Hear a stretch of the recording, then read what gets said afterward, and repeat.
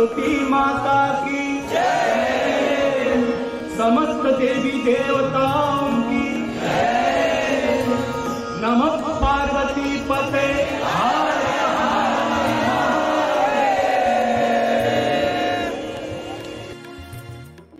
Hello everyone, welcome back to my channel. আমি অনিন্দ আর চলে এসেছি একটা নতুন ভিডিও নিয়ে। আর আশা করি ভিডিও টাইটেল, থাম্বনেল আর ইন্ট্রো দেখে বুঝে গেছো যে আমি এখন যাচ্ছি বেনারস। সামনে আসছে শ্রাবণ মাস, আর শ্রাবণ মাস মানে আমাদের সবার আগে যার কথা মনে পড়ে তিনি হলেন মহাদেব। আর এই বেনারস বা কাশী হলো মহাদেবের সব থেকে প্রিয় শহর। তাই শ্রাবণ মাসে মহাদেবের সব থেকে প্রিয় জায়গায় গিয়ে যদি মহাদেবের দর্শন পাওয়া যায় তবে তার থেকে ভালো আর কি বা হতে পারে। তো চলো যাওয়া যাক বেনারস। তোমরাও যদি শ্রাবণ মাসের সোমবার বা যে কোনো দিন গিয়ে মহাদেবের মাথায় জল ঢেলে আসতে চাও তাহলে কিন্তু এই ভিডিওটা অবশ্যই দেখতে থাকো, কারণ গত শ্রাবণ মাসে আমি গেছিলাম বেনারস এবং শ্রাবণ মাসের প্রথম সোমবার আমি মহাদেবকে জল দিয়ে এসেছি। তাই আমি শ্রাবণ মাসের সোমবার মহাদেব মাথায় কি করে জল ঢাললাম, কেমন ভিড় ছিল, কোথায় থাকলাম, কোথায় খেলাম, কি করলাম, সমস্ত ডিটেলসটা কিন্তু আমি তোমাদেরকে ভিডিওটাতে দেবো। তো চলো তোমরা ভিডিওটা দেখতে থাকো। আমার বাড়ি মালদা এবং আমি মালদা থেকে বেনারস পর্যন্ত ডাইরেক্ট ট্রেনে গেছিলাম ফারাক্কা এক্সপ্রেসে। তোমরা যেখানে থাকো না কেন বেনারস স্টেশন পর্যন্ত প্রচুর ট্রেন চলে, তোমরা সার্চ করে সেগুলো পেয়ে যাবে। আমরা ফারাক্কা এক্সপ্রেসে গেছিলাম বেনারসে। ফারাক্কা এক্সপ্রেস মালদা থেকে সন্ধ্যেবেলা ছাড়ে প্রায় 7:30 নাগাদ এবং বেনারসে পৌঁছে যায় পরের দিন সকাল 11:30 নাগাদ। তো এই হলো বেনারস স্টেশন এবং এখান থেকে বেরিয়ে সামনে যে ওভারব্রিজটা দেখতে পাচ্ছ তার ঠিক নিচে ধরবো আমরা অটো। তো সেখান থেকে অটো ধরে আমাদেরকে যেতে হবে গোধুলিয়া চক। কিন্তু মনে রাখবে অটোওয়ালা গেলেও কিন্তু গোধুলিয়া চক পর্যন্ত নিয়ে যাবে না, কারণ গোধুলিয়া চক পর্যন্ত রাস্তা বন্ধ থাকে। তার কিছুটা আগে পর্যন্ত তোমাদেরকে অটোগুলো নামিয়ে দেবে। তো অটোওয়ালাগুলো গোধুলিয়া মোড় পর্যন্ত যেতে না চাইলে বলবে গির্জাঘরে নামিয়ে দিতে। গির্জাঘর থেকে 300-400 মিটার হেঁটে কিন্তু তোমাদের গোধুলিয়া চক পৌঁছতে হবে। আর ওখানে হেঁটে যাতায়াত করতে হবে, কারণ ওই চত্বরে ট্রাফিক কন্ট্রোলের জন্য কখনোই গাড়ি ঘোড়া অ্যালাউ করে না। আর চলতে চলতে যখনই দেবে রাস্তার মাঝখানে একটু নন্দী মহারাজের মূর্তি দেখতে পাবে, তখনই বুঝবে গোধুলিয়া চক চলে এসেছো। আর নন্দী মহারাজের মুখ যেদিকে রয়েছে সেদিকে রয়েছে বিশ্বনাথ মন্দির। তবে আমরা আগে বিশ্বনাথ মন্দিরে যাবো না, আমরা আগে যাবো হোটেলে। গোধুলিয়া চকে নেমে কাউকে জিজ্ঞেস করবে যে জঙ্গমবাড়ি মঠে যাওয়ার রাস্তা, এবং জঙ্গমবাড়ি মঠের রাস্তাতে অনেকগুলো হোটেল তোমরা দেখতে পাবে। তো আমরা ছিলাম এই হোটেল গায়ত্রী টেক্সটাইলে। আমি বেনারসে দুবার গিয়েছিলাম এবং দুবার গিয়ে আমি সেম হোটেলে ছিলাম, এবং হোটেলের যিনি মালিক তিনি অত্যন্ত ভালো মানুষ, এবং ওনার আমি নাম্বারটা ডেসক্রিপশন বক্সে দিয়ে দেবো। তোমরা চাইলে কিন্তু অবশ্যই যাওয়ার আগে কন্ট্যাক্ট করে যেতে পারো, কারণ শ্রাবণ মাসে প্রচণ্ড ভিড় হয়, তাই অনেক সময় হোটেল নাও পেতে পারো। তো তোমাদের যদি আগে থেকে বলা থাকে তো আশা করি সুবিধা হবে। তো এই হলো হোটেল নয় গেস্ট হাউস, সাধ্যের মধ্যে ভীষণই ভালো, নিজের বাড়ির মতো একদম। তোমরা চাইলে অবশ্যই যেতে। এখন বাজলো দুপুর 1টা, আমরা এখন যাচ্ছি গঙ্গা স্নান করতে। তো আমরা হোটেলে পৌঁছেই প্রথমে ফ্রেশ হয়ে নিয়েছি এবং সঙ্গে সঙ্গে বেরিয়ে পড়েছি গঙ্গা স্নানের উদ্দেশ্যে। আমরা যেখানে ছিলাম বা বলতে পারে গোধুলিয়া চক থেকে বিশ্বনাথ মন্দির কিংবা দশাশ্বমেধ ঘাট একদম 10 মিনিটের রাস্তা পায়ে হেঁটে। শ্রাবণ মাসে বর্ষাকাল হলেও প্রায় প্রচণ্ড গরম ছিল বেনারসে, এবং জাস্ট মনটা ছটফট করছিল যে কখন গঙ্গার ঠান্ডা জলে গিয়ে ডুব দেবো। এবং হয়তো বিশ্বাস করবে না, গঙ্গা দর্শনের সাথে সাথে মানুষের শরীরের সমস্ত ক্লান্তি চলে গেল, এত ঠান্ডা হাওয়া গঙ্গার কাছে। আর আশা করি ভিডিও আওয়াজ শুনে বুঝতেই পারছো যে কি পরিমাণ ঠান্ডা হাওয়া ছিল সেই সময়। এবং এই জায়গাটা এমন একটা জায়গা না যে এখানে 1 ঘন্টা কেন 10 ঘন্টা কাটিয়ে দিলেও বসে বসে কোনো ক্লান্তি মনে হবে না।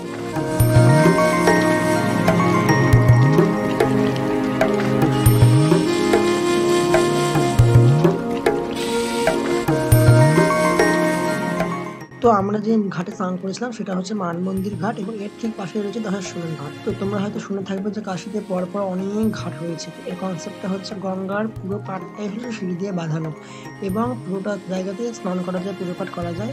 এবার 200-300 মিটার যেতে না যেতেই এই জায়গাগুলোর নাম চেঞ্জ হয়ে যায়। এবার তার মধ্যে কিছু পপুলার ঘাট হলো যে মণিকর্ণিকা ঘাট, দশাশ্বমেধ ঘাট, কাশী ঘাট, কৃষ্ণন্দ ঘাট। এগুলো বেসিক্যালি গঙ্গার পার বরাবর যদি তোমরা হাঁটতে থাকো একটার পর একটা সব ঘাট তুমি দেখতে পাবে। আর এই ঘাটগুলোকে পরপর দেখার জন্যই গঙ্গার মধ্যে বোট রাইডিং হয়। তো সেসব তোমাদেরকে আমি পরে দেখাচ্ছি।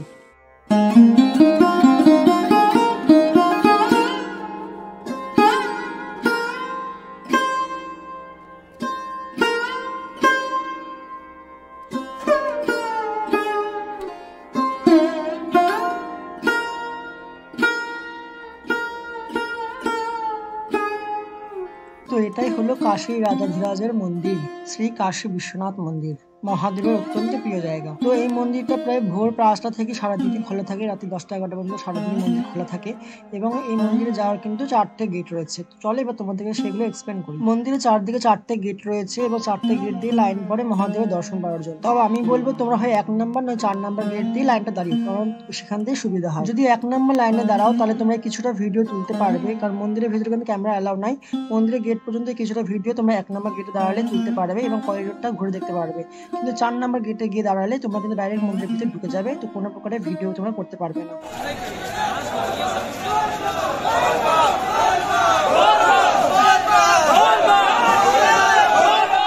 এখন বাজে রাত্রি 1টা এবং এই দেখো গধুলিয়া চক থেকে বিশ্বনাথ মন্দির যাওয়ার রাস্তায় কত ভিড়। রাত 1টা মানে রবিবারের রাত্রি 1টা, আর সকাল হলেই সোমবার পড়ে যাবে। তাই শ্রাবণ মাসের প্রথম সোমবারে সকালে সবাই জল ঢালবে বলে বিকেল থেকেই সব লাইনে বসেছে এবং আমরা গেছিলাম রাত্রি 1টার সময় লাইন দাঁড়াতে এবং আমাদের কতক্ষণ লাইন দাঁড়াতে হয়েছিল জানো? প্রায় 7 ঘন্টার মতো। আনসিজনে আধ ঘন্টা থেকে 1 ঘন্টা লাগতে পারে, আবার 10 মিনিটও হয়ে যেতে পারে, যেটা ভিড়ের উপর ডিপেন্ড করে।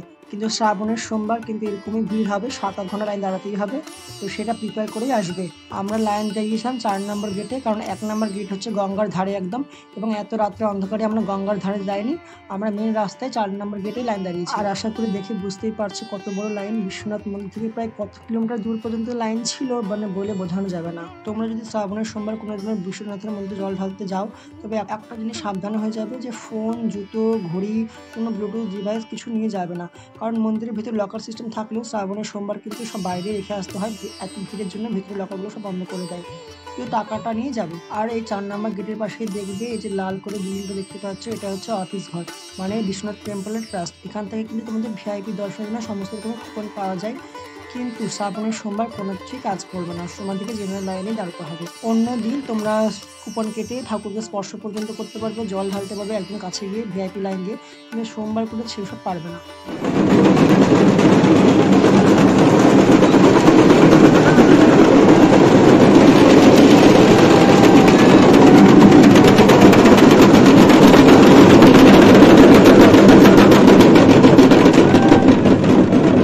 যাই হোক, রাত্রি 2টোর সময় লাইন দাঁড়িয়ে অবশেষে সকাল 9টা নাগাদ আমরা মহাদেবের দর্শন পাই, খুব সুন্দরভাবে দর্শন পাই এবং মহাদেবের জল ঢালতে পারি। এবং ওই দেখো দূরে মহাদেবের মন্দির দেখা যাচ্ছে এবং দূরে রয়েছে মণিকর্ণিকা দ্বার।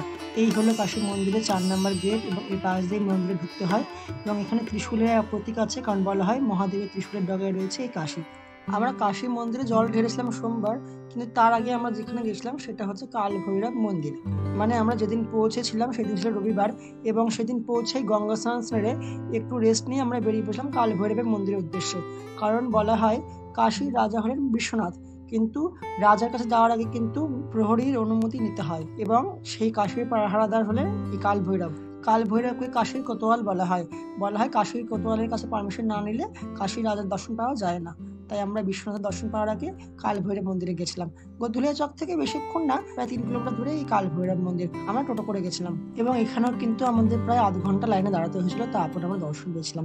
এবং ক্যামেরাতে দেখে বুঝতেই পারছো যে জায়গাটা হচ্ছে খুবই ছোটখাটো। মন্দিরের ভেতরে তো ক্যামেরা করা অ্যালাউ নাই, তাই আমি বাইরে থেকে যতটা পারলাম তোমাদেরকে দেখালাম। এবং আমিও বলবো তোমরা বিশ্বনাথ দর্শন যাওয়ার আগে কিন্তু আগে কাল ভৈরবের মন্দির দর্শন করে নিও, তাহলে তোমাদের পুরো কাশী ট্যুরটা ভালোভাবে সম্পূর্ণ হবে। তো চলো তোমাদেরকে এবার আমি নিয়ে যাই বিশ্বনাথ মন্দিরে 1 নম্বর গেটের ধারে, মানে যেটা একদম গঙ্গার ধারে পড়ছে, এবং তার ঠিক পাশেই রয়েছে কিন্তু মণিকর্ণিকা শ্মশান। তো তোমরা 10টার সময় ঘাটে নেমে তোমাদের বাঁ দিক বরাবর যদি সোজা হাঁটতে থাকো, তাহলে কিন্তু দেখতে পাবে বিশ্বনাথ মন্দিরে 1 নম্বর গেট এবং মণিকর্ণিকা শ্মশান। এবং বেশিক্ষণ লাগবে না যেতে, খুব জোর 10 মিনিট লাগবে হেঁটে যেতে। এবং আমার যে রাস্তা ধরে হেঁটে যাচ্ছি গঙ্গার মাঝখান থেকে, কিন্তু সেই রাস্তাটাকে প্রচন্ড সুন্দর দেখায়। এবং কিছুটা যাওয়ার পরই যখন প্রায় তোমরা পৌঁছে যাবে, তখন তোমরা নেপালি মন্দির দেখতে পাবে। যদিও আমরা তখন নেপালি মন্দির যাইনি, তখন নেপালি মন্দির বন্ধ ছিল, আমরা সরাসরি বিশ্বনাথ মন্দিরে গিয়েছিলাম। তো আরেকটা কথা বলে রাখি, যখন খুব ভিড় হয় তখন কিন্তু 1 নম্বর গেটে নেপালি মন্দিরের পেয়েও লাইন পড়ে যায়, এবং সেখানে কিন্তু তোমরা তোমাদের মোবাইল, তোমাদের সমস্ত যাবতীয় জিনিসপত্র রেখে আসতে হবে, তখন কিন্তু তোমাদেরকে এগোতে দেবে না।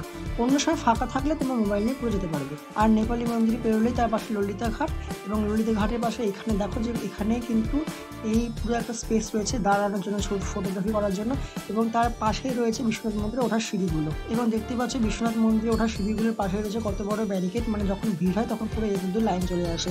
তো এই দেখো যখন ভিড় হয় তখন পুরো এদিক দূর লাইন পড়ে যায়, এবং এই পুরো সিঁড়ি বেয়ে বেয়ে বেয়ে উপরে উঠতে হয়, এবং তখন কিন্তু ভিডিও করার কোনো সুযোগ থাকে না। তো চলো সিঁড়ি দিয়ে উপরে ওঠার পর ভিতরে কেমন ভিড় হয় সেটা তোমাদেরকে দেখাই। আমি ভিডিওগুলো তোলার সুযোগ পাচ্ছি কারণ আমি পরে আবার এসলাম, কারণ এখানে পুরো ভিড় থাকে। তবে গরমে খুব একটা ভয় পাওয়ার দরকার নেই, কারণ এখানে পুরো মাথার উপর শেড দেওয়া রয়েছে এবং প্রচুর কুলার ফ্যান রয়েছে, তো তোমাদের খুব একটা কষ্ট হবে না। অ্যান্ড এখান থেকেই বিশ্বনাথ মন্দিরের চূড়া তোমরা দেখতে পাবে, এবং এই রাস্তা ধরেই তোমাদেরকে কিন্তু পুরো যেতে হবে। তবে দেখো গরমের জন্য এখানে পুরো এই মাথার উপর কাপড় টাঙিয়ে দিয়েছি, যাতে তোমাদের কোনো কষ্ট না হয়। আর এই দেখছো বিশ্বনাথ মন্দিরের প্রাচীর এতদিন দূরই মোবাইল তোমার অ্যালাউ করবে। যদি 1 নম্বর গেট দিয়ে আসো তাহলে এত দূরই তোমাদের মোবাইল অ্যালাউ করবে, তাই এরপর আর মোবাইল অ্যালাউ করবে না। আর দেখো এখন কত ভিড়, তাই এখানে তোমাদের সমস্ত মোবাইল পার্টস সব জমা দিয়ে তারপর যেতে হবে। শ্রাবণ মাসের সোমবারই খুব ভিড় হয় এবং অন্যান্য দিনগুলোতে মোটামুটি অনেক কম ভিড় হয়। তো তোমরা যদি বিশ্বনাথের মন্দিরে ভালো করে দর্শন করতে চাও তো সোমবার বাদ দিয়ে বুধবার, বৃহস্পতিবার যে কোনো দিন অন্য বিকেলবেলা বা সকালবেলা সন্ধ্যার দিকে এসো, তখন ভালো করে দর্শন পাবে।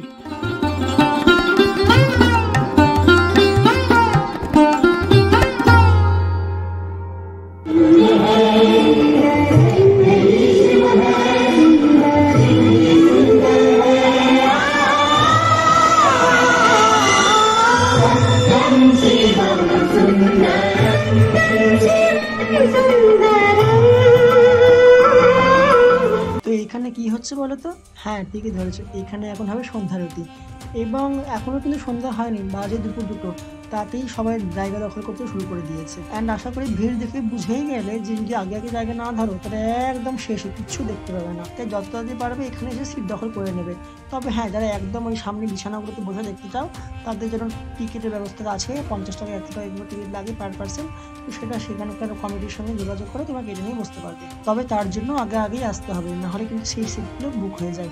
ও হ্যাঁ, বলতে ভুলে গেছি, এই সন্ধ্যারতিতে হচ্ছে 10টার সময় ঘাটে, তবে সন্ধ্যারতির আগে সন্ধ্যারতির প্রিপারেশন গুলো কিন্তু দেখতে বেশ ভালো লাগে। আর একটা কথা, শুধু এই ঘাটে বসেই না, ওই পারে নৌকাগুলোতে বসেও বা যেটা ক্রুজ চলছে সেই ক্রুজে বসেও কিন্তু তোমরা সন্ধ্যারতি দেখতে পারবে। কিন্তু শ্রাবণ মাসের মাঝে মধ্যে এত ভিড় হয় যে সব কিছু বন্ধ করে দেয়, কোনো নৌকাতে তখন বসে অ্যালাউ করা হয় না, শুধু ঘাটে বসেই তোমাদের সন্ধ্যারতি দেখতে দেওয়া হয়। त्वमेव सर्वं मम देव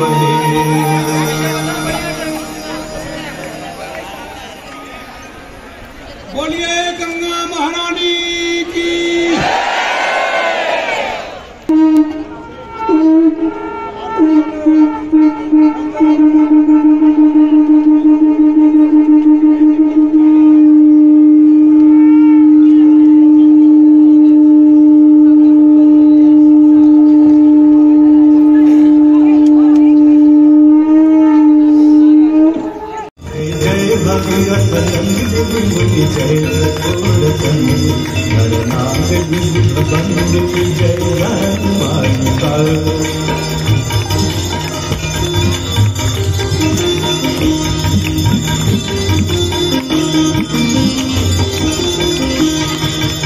जटवसी विहंग जल कर पट जटवसी विहंग जल कर पट कीट जटिल तापस सब सरस पालिका कीट जटिल तापस सब सरस पालिका जय भगीरथ नंदिनी जय चकोर नाग बंदे जय रहमालिका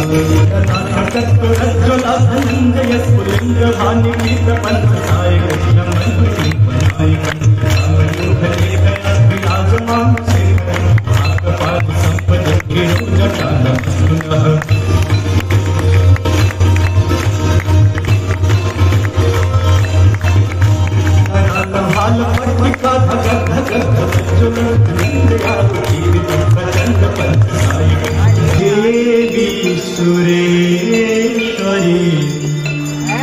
भगवती गंगे देवी सुरेश्वरी भगवती गंगे देवी सुरेश्वरी भगवती गंगे पूर्णस्य पूर्णमादाय पूर्णमेवावशिष्यते ओम शांतिः शांतिः शांतिः। এই হলো সেই মণিকর্ণিকা ঘাট, যেখানে সে আদিকাল থেকে শ্মশানের আগুন জ্বলে আসছে এবং বলা হয় এখানে নাকি শ্মশানের আগুন কখনো নেভে না। এটা কিন্তু কোনো সাধারণ মহাশ্মশান নয়, এটা হচ্ছে সতীপীঠ। বলা হয় এখানে মা সতীর কানে দুল পড়েছিল, আর এও বলা হয় এইখানে যাকে দাহ করা হয় তার পৃথিবীতে কোনোদিনও পুনর্জন্ম হয় না, তাই এখানে মৃত্যুটাও সবার কাছে বড় আনন্দের। আর এর ঠিক পাশেই রয়েছে মহাদেবের অত্যন্ত প্রিয় বিশ্বনাথ মন্দির। যা দ্বাদশ জ্যোতির্লিঙ্গের মধ্যে একটি। দশাশ্বমেধ ঘাটে রয়েছে বোটিং এর ব্যবস্থা, সেইখানে পার হেড বোটিং নেয় 100 টাকা করে, এবং তারা তোমাদেরকে মণিকর্ণিকা ঘাট থেকে মানে পুরো হরিশ্চন্দ্র ঘাট পর্যন্ত যে মাঝখানে যতগুলো ঘাট আছে, অনেকগুলো ঘাট পড়ে, সেই সবগুলো পুরো গঙ্গার মাঝখান থেকে বোটিং করে তোমাদের ঘোরাবে। আধ ঘন্টার মতো সময় লাগে, এবং সেই আধ ঘন্টাটা মানে এত সুন্দরভাবে তোমাদের কাটবে, মানে আমি বলে বোঝাতে পারবো না। এগুলো কিছু কিছু জিনিস না বলে বোঝানো যায় না, এগুলো এক্সপিরিয়েন্স না করলে বোঝাই যাবে না। গঙ্গার ঠান্ডা হাওয়া খেতে খেতে এই পুরো শহরটাকে উপভোগ করার একটা আলাদাই আনন্দ। তবে এই যে পাখিগুলো দেখতে পাচ্ছ, এইগুলো কিন্তু তোমরা শ্রাবণ মাসে দেখতে পাবে না, এগুলো একমাত্র শীতকালে দেখা যায়। এগুলো হচ্ছে পরিযায়ী পাখি।